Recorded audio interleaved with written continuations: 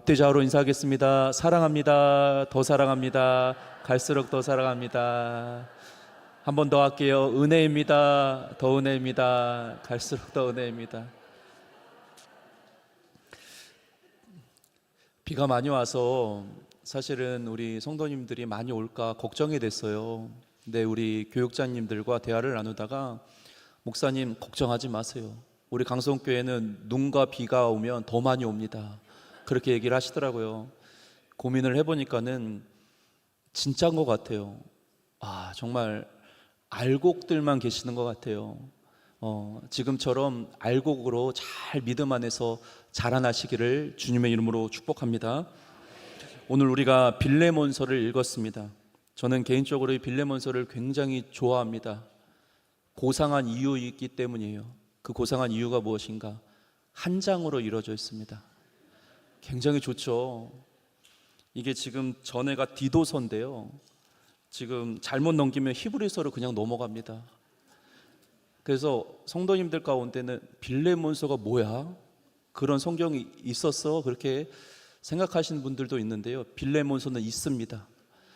이 빌레몬서가 짧아서 좋고 무엇보다도 한 가지 더는 이 한 장 안에 담겨져 있는 이 사도 바울의 놀라운 깊이 있는 신학이 담겨져 있기 때문에 굉장히 좋은 말씀입니다. 다 좋은 말씀이지만은 빌레몬서 또한 하나님의 뜻과 그리고 특별히 사도 바울의 신학과 신앙을 알 수 있는 귀한 말씀임을 보게 된다는 것이죠.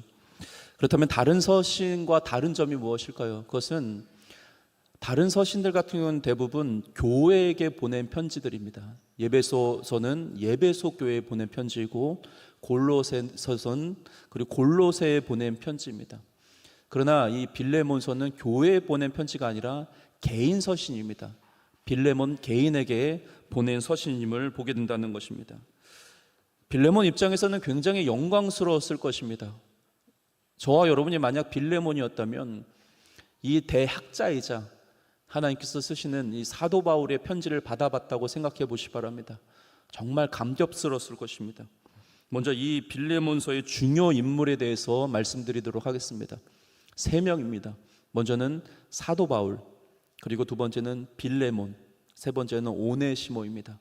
이 세 사람에 대해서 먼저 배경을 보도록 하겠습니다.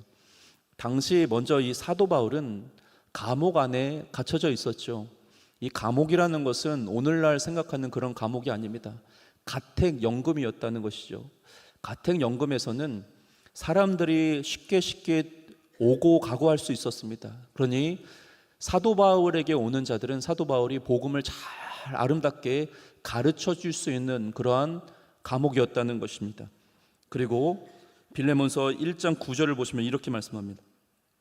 도리어 사랑으로서 간구하노라. 나이가 많은 나 바울은 지금 또 예수 그리스도를 위하여 갇힌 자가 되어. 지금 사도 바울이 감옥 안에 갇혀 있는데 나이가 어떻다고 말씀합니까? 나이가 굉장히 많아졌다라고 고백을 하고 있는 것이죠. 자, 이런 환경 가운데 이제 두 번째는 빌레몬입니다. 이 빌레몬은 어떤 사람이었는가? 1장 5절을 보시 바랍니다. 주 예수와 및 모든 성도에 대한 내 사랑이라는 것은 내는 빌레몬을 말하죠. 내 사랑과 믿음이 있음을 들음이니. 사도 바울이 빌레몬의 소식을 들은 것입니다. 빌레몬이 사랑이 많고 믿음이 충만한 사람이었다라고 말씀하고 있는 것입니다. 그런데 더 놀라운 것은 이 빌레몬이 엄청난 부자였다는 것이죠. 여러분, 부자인데 믿음이 좋은 사람이 많을까요? 적을까요? 여러분, 부자가 아니기 때문에 이 자리에 오시는 거예요. 가진 게 없어서 이 자리에 오시는 것입니다. 가진 게 많아 봐요. 예수 안 의지 안 합니다. 근데 지금 놀라운 것은 사랑도 많고 믿음도 많고 돈도 많고 부자였다는 것이죠. 축복합니다. 사랑과 믿음이 충만하시고 무엇보다도 영적으로 부자가 되시기를 주님의 이름으로 축복합니다. 그가 왜 부자인가를 좀 더 보도록 하겠습니다.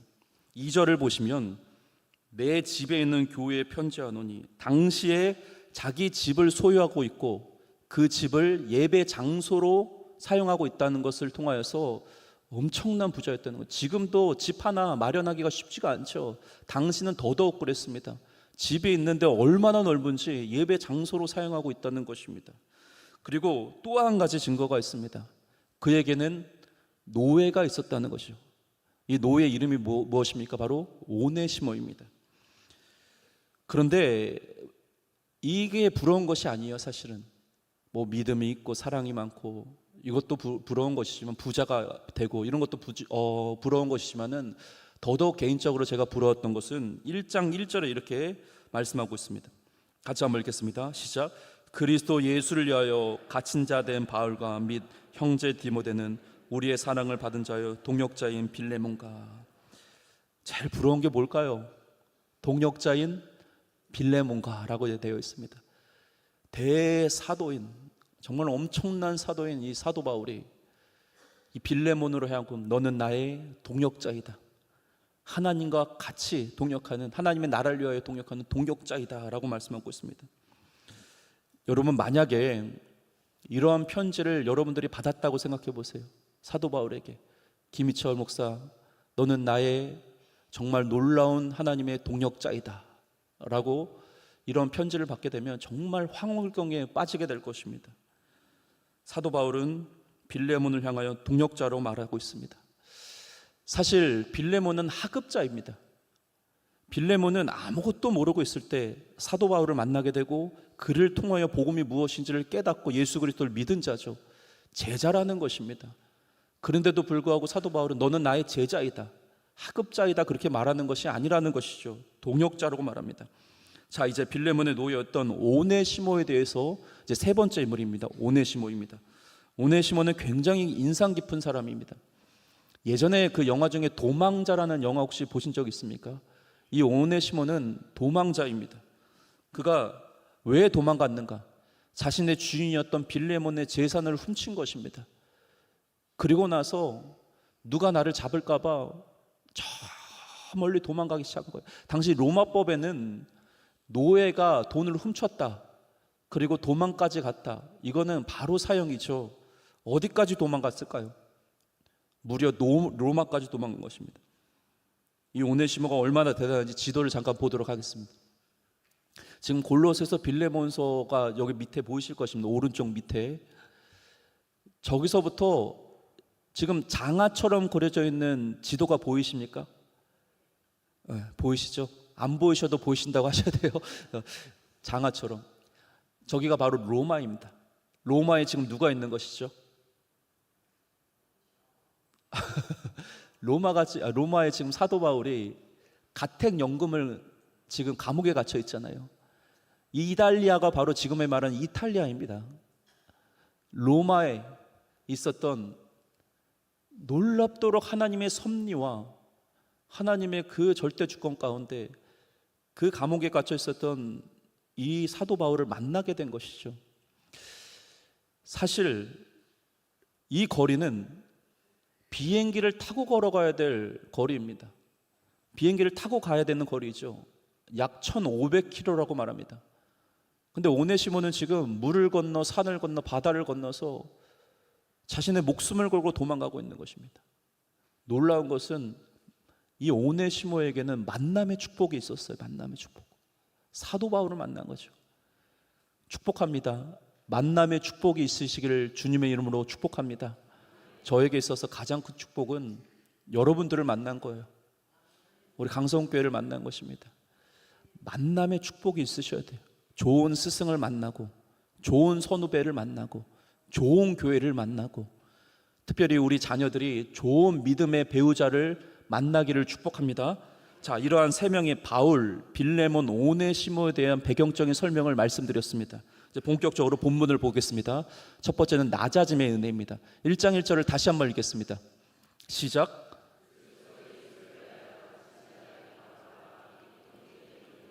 우리의 사랑을 받은 자요 동역자인 빌레몬과.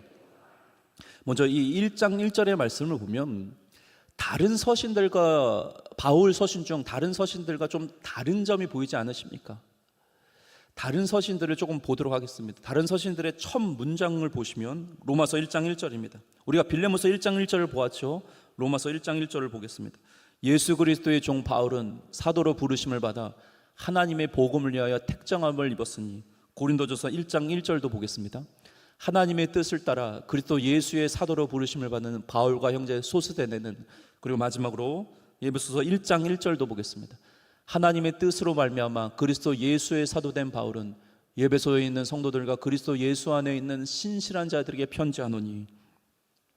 여러분 찾으셨습니까? 빌레몬서 1장 1절과 다른 서신들의 그 출발점이 다르다는 것을 혹시 찾으셨습니까? 눈치채셨습니까? 다른 서신들 같은 경우에는 사도 바울 자신을 소개할 때 무엇을 강조하고 있습니까? 바로 자기가 사도라는 것을 계속적으로 반복하면서 강조하고 있다는 것이죠. 왜 그렇습니까? 유대인들이 이 사도 바울의 사도권을 인정을 해주지 않았기 때문에 그렇습니다. 사도가 무엇입니까? 바로 예수 그리스도를 직접 만나서 그분의 음성을 듣고 그분에게 직접 가르침을 받은 자가 바로 사도들입니다. 근데 이 유대인들이 이 사도 바울에게 손가락질하는 것은 너는 사도가 아니다, 너는 예수 그리스도를 직접 만나지도 못했다, 가르침을 받지도 못했다라고 고소를 하는 거죠. 손가락질하는 것입니다. 사실 바울은 넓은 의미에서 사도입니다. 그는 예수님의 음성을 직접 들었죠. 그리고 예수님을 만난 인물입니다. 자, 그러면 왜 오늘 본문 빌레몬서 1장 1절은 이 사도권에 대해서 왜 주장을 하지 않는 것일까요? 그리고 오히려 예수를 위하여 나는 갇힌 자가 되었다고 말합니다. 자신의 권위를 세우려면 사도권을 얘기해야 합니다. 근데 이거는 권위가 아니라 아예 자기는 아무것도 하지 못하는, 예수를 위하여 나는 감옥에 갇혔다라고 나를 소개하고 있다는 것이죠. 그 이유는 단순합니다. 바울이 이 당시에 빌레몬에게 편지를 썼을 때 빌레몬 공동체들은 이 사도 바울의 사도권을 조금에도 의심하지 않았습니다. 사도권을 인정했다는 거죠. 또한 결정적인 이유는 위에 말씀드린 그 배경 안에 있습니다. 사도 바울이 이제는 고개를 숙이는 거예요. 나이가 들면 들수록 점점점 겸손해지기 시작한 것입니다. 사울의 이 고백을 아십니까? 고린도후서 4장 16절입니다. 같이 한번 읽겠습니다. 시작. 그러므로 우리가 낙심하지 않으니 우리의 겉사람을 낡아지나 우리의 속사람은 날로 새로워지도다. 아멘. 나이가 드는 이 사도 바울, 점점 고개를 숙이면서 속사람이 강건해지기 시작하는 것입니다. 그러면서 사도 바울이 안 거죠. 나이가 많은 이제 노년이 된 사도 바울은 사도권 별로 중요한 것이 아니구나, 그를 계속해서 낮추는 것입니다. 땅끝까지 낮추죠. 예수 그리스도께서 그 하늘의 영광의 보좌를 버리고 이 땅 가운데 십자가를 지시러 오신 것처럼 사도 바울이 자기 자신을 계속적으로 낮추고 있는 것입니다. 그것을 또 어떻게 합니까? 1장 1절의 말씀 보면 디모데를 뭐라고 부릅니까? 바로 형제 디모데라고 말합니다. 사실 디모전서 1장 2절을 보시면 디모데는 이러한 인물들이었습니다. 믿음 안에서 참 아들 된 디모데라고 말하죠. 그에게 편지한다. 디모데는 한참 아래입니다. 한참 영적인 아들과 같은 자가 디모데입니다. 그리고 빌립보서 2장 22절에도 나와 있습니다. 디모데의 연단을 너희가 안하니 자식이 아버지에게 함같이 나와 함께 복음을 위하여 수고하였느니라. 디모데를 디모데가 사도 바울을 부를 때도 영적인 나의 아버지다 라고 말하죠. 그러니 이 사도 바울과 디모데는 영적인 부자지간이었다는 것을 잘 알 수가 있는 것입니다. 근데 사도 바울이 지금 노년이 되어서 정말 힘이 하나도 없을 때 이제는 이 디모데로 하여금 너는 영적인 나의 아들이라 부르는 것이 아니라 너와 나는 이제는 형제이다, 형제라고 부르고 있는 것입니다. 그리고 더 낮추는데 그것은 아까 위에 언급해 드렸듯이 뭐라고 말합니까? 빌레몬에게 하급자가 아니라 너는 나와 동역자이다 라고 고백하고 있는 거죠. 이렇듯 그 이 한 절 안에 놀라운 이 사도 바울의 신학과 신앙을, 특별히 겸손의 신앙을 우리가 볼 수가 있는 것입니다. 제가 아는 목사님에게 들은 얘기예요. 이 목사님이 교회 내에 어느 한 집사님이 계셨다고 합니다. 이 집사님이 어떤 직업을 갖고 있으셨는가 하면 우리가 보통 길가에 다니다 보면은 리어카에다가 폐휴지를 줍고 다니시는 분들이 계세요. 그 직업을 갖고 계신 분입니다. 이분이 정말 얼마 되지 않는 그런 이 물질을 벌면서 헌금도 하시고 11조도 드리고 다른 사람들에게 손길도 내밀고 정말 믿음이 좋으신 분이세요. 근데 이분이 교회를 잘 나오시면서 주변 사람들이 그렇게 괄시를 하고 무시를 하더라는 것입니다. 주일날 오면 깨끗하게 입고 왔는데도 불구하고 그렇게 눈치를 주는 거예요. 냄새 날까 봐. 곁에 가지를 않는다는 거죠, 많은 분들이. 그래서 목사님이 너무 속상해서 집사님 마음이 너무 어렵지 않으십니까? 고통스럽지 않으십니까? 라고 물어봤더니 그 집사님께서 본인의 가슴에 울림을 주는 말씀을 해주셨다고요. 그것이 무엇인가 하면, 목사님 괜찮습니다. 저에게는 평생의 소원이 있습니다. 그 소원이 무엇인가 하면 나보다 낮은 사람이 없기를 원하는 거룩한 욕심입니다. 그렇게 고백을 하더라는 것입니다. 여러분, 신앙은 낮아져야 합니다. 세상의 방법은 높아지기 위해서 몸부림치죠. 그리고 나보다 높은 사람을 멱살을 끌고 내려가는 것이 바로 세상의 방법입니다. 하나님의 은혜는 물과 같습니다. 물과 같아서 위로부터 내려오는 것이, 흐르는 것이 바로 하나님의 은혜라는 것이죠. 그러면 그 하나님의 은혜는 반드시 낮은 곳에 임합니다. 나보다 낮은 사람이 없기를 바라는 그러한 욕심이, 거룩한 욕심이 있으십니까? 세상은 낮은 자를 짓밟습니다. 그리고 그 짓밟은 것을 토대로 높아지죠. 왜 그렇습니까? 자신의 이름을 내기 위해서, 자신의 의를 드러내기 위해서 높아지기를 원합니다. 그러나 여러분, 예수 믿는 사람 우리들은 다릅니다. 사도 바울은 자신의 사도권을 주장하지도 않고 오히려 나는 감옥에 갇힌 자이다. 그리고 자신과 나이가 차이가 많은 이 디모데를 향하여 형제라고 부르며, 그리고 빌레몬을 향하여 동역자라고 부르고 있습니다. 예전에 한번 말씀드렸듯이 요셉은 총리로서 성공한 인생이 아닙니다. 사도 바울도, 그리고 또한 특별히 이 다윗도 왕으로서 성공한 인생이 아니라 한 성도로서 성공한 인생입니다. 낮아지는 연습을 하셔야 됩니다. 낮아지고 끝까지 밑바닥까지 낮아지는 연습을 하셔야 됩니다. 교만이 생기는 순간부터 신앙은 재앙이 일어나기 시작합니다. 예수님의 낮아짐은 결탄코 패배가 아니죠. 그 영광의 보좌를 버리고 십자가에 달리신 예수 그리스도의 그 낮아짐을 통하여 죄와 사망의 권세가 끊어졌습니다. 낮아져야 부활이 일어나고 낮아져야 승천이 일어나는 것입니다. 낮아지면 손해를 보는 것이 아니라 하나님의 영광이 드러납니다. 왜 하나님의 영광이 드러나지 못하고 하나님의 이름이 드러나지 못하는 것입니까? 내가 그 자리에 있으니까 그렇습니다. 높아져야 될 분은 하나님뿐이 없는데 내가 그 자리를 꿰차고 앉아 있으니 하나님의 이름이 드러나질 못하는 것입니다. 낮아져야 십자가에 달리신 예수 그리스도를 바라볼 것 아닙니까?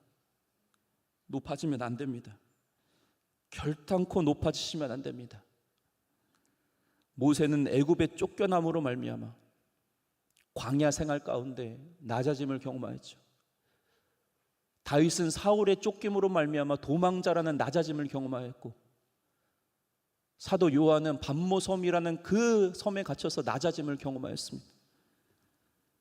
이렇듯 낮아진다는 것은 너무 중요합니다. 냉정하게 내 자신을 살펴보셔야 됩니다. 나는 낮아진 위치에 있는지 아니면 높아진 위치에 있는지. 낮아지시고 오직 주님만을 드러내시길 바랍니다. 낮아져 있는 자에게 하나님께서 은혜를 부어주세요. 내 밑에 아무도 없게 하십시오. 저를 한번 따라해주시 바랍니다. 내 밑에 아무도 없게 하라. 이게 하나님의 뜻이에요. 낮아진 자에게 주신 하나님의 은혜인 것입니다. 예수 그리스도를 만나고자 하십니까? 예수님은 낮아진 곳에 계세요. 그 낮아진 곳에서 예수님을 만날 수 있는 것이지, 가장 밑바닥에 있는 천한 곳에서 예수님을 만날 수 있는 것이지, 위에 있는 높이 있는 자리에서 만날 수가 없습니다. 낮아져셔야 됩니다. 두 번째는 각자 주어진 사명입니다. 2절과 3절 같이 한번 읽겠습니다. 시작. 자매 아비아와 우리와 함께 병사낸 아키포와 내 집에 있는 교회에 편지하노니 하나님 우리 아버지와 주 예수 그리스도부터 은혜와 평강이 너에게 있을지어다. 아비아와 아키포에 대해서 말하고 있습니다. 아비아는 신학자들이 말하기를 빌레몬의 아내였을 것이다 라고 말합니다. 수식어가 앞에 붙죠. 그냥 아비아가 아니라, 빌레몬의 아내 아비아가 아니라 자매 아비아다. 그러니까 신실함을 말하고 있습니다. 예수를 잘 믿는다는 것이요. 그리고 아키포가 나옵니다. 아키포는 신학자들이 말하기를 바로 빌레몬의 아들이었을 것이다 라고 말합니다. 근데 이 수식어가 무엇입니까? 우리와 함께 병사된 아키포라고 말하고 있습니다. 병사가 무엇입니까? 전쟁하는 사람이죠. 명령에 살고 명령에 죽는 사람입니다.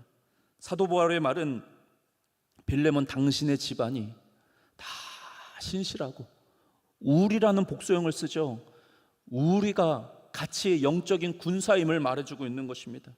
우리는 예수님을 대장 삼아 이 세상을 가운데 승리해야 되는 영적인 군사라는 것입니다. 이 말씀을 보면 사도 바울의 깊은 신학에 담겨져 있습니다.